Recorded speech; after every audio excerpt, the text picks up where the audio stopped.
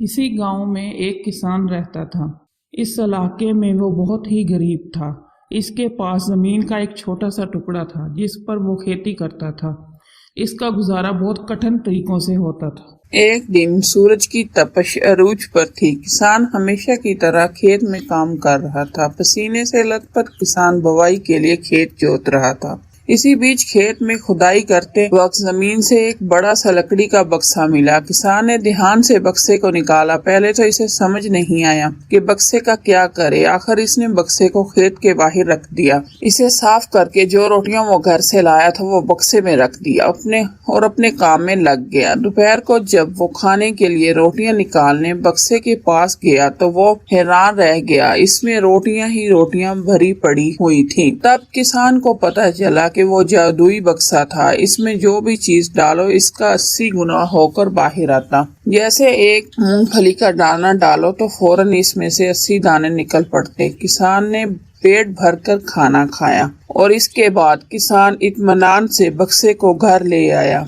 बक्सा मिलने के बाद किसान बहुत ही खुश था। इसे लगा अब इसके सब दुख अब दूर होंगे।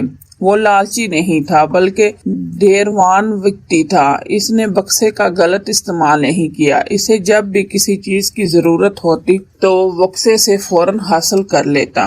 वक्त गुजरने के साथ साथ इसके बक्से के बारे में गांव के जिम्मेदार को पता लगा। जिम्मेदार बहुत ही लालची था और इसे लगा कि वो ऐसी ही चमत्कारी चीज पर तो इसका कब्जा होना चाहिए। इसके हुक्म जिम्मेदार के आदमियों ने किसान को पकड़ लिया। किसान को धमका कर कहा, बक्सा जिस जगह से मिला था वो मेरी जिम्मेदारी में आती है, इसीलिए बता इस बक्से पर किसका हक बनता है। किसान बोला, ये ठीक है हुजूर कि ये जगह आपकी जिम्मेदारी में आती है, पर बक्सा जिस खेत से निकला है इस पर मैं खेती करता हूँ, इसलिए इस बक्से पर मेरा हक बनता है। किसान गिड़गिड़ाया लेकिन जमींदार ने बहुत धमकाया। बक्सा पाकर जमींदार बहुत खुश हुआ मगर किसान का रो रो कर बुरा हाल था। जिम्मेदार की अब चांदनी हो गई। वो जो चाहता बक्से में डालता और इसे कई गुना पाकर खुश हो जाता। कुछ लोगों ने जादुई बक्से की खबर मंत्री जी के पास पहुंचा दी। पहले तो इसे यकीन नहीं हुआ, फिर इसने अपने काबिल एतमाद आदमी को बक्से की सच्चाई जानने के लिए भेजा। वहां जो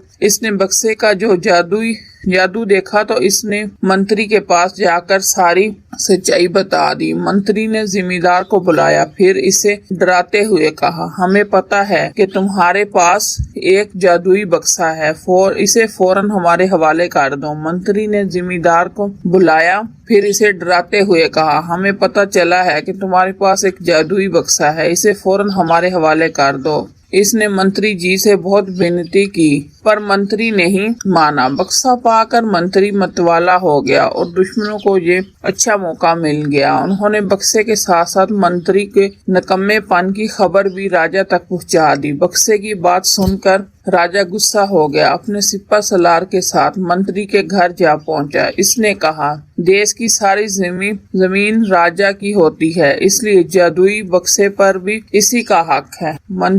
मंत्री ने बिना देर किए बक्सा राजा को दे दिया। जादुई बक्से को पाकर राजा खुश हो गया। सबसे पहले राजा ने जादुई बक्से की मदद से अपने खजाने में इजाफा किया। फिर राजा को इसके बक्से की हिफाजत के लिए परेशानी हुई। राजा हर कीमत पर इस बक्से को अपने साथ रखना चाहता था। राजा ने सोचा इसका राज मालूम करना चाहिए कि आखिर इस बक्से में है क्या। ये जानने के लिए राजा इसमें घुस गया। जब बाहर निकला तो इसके पीछे 80 राजा बाहर निकले।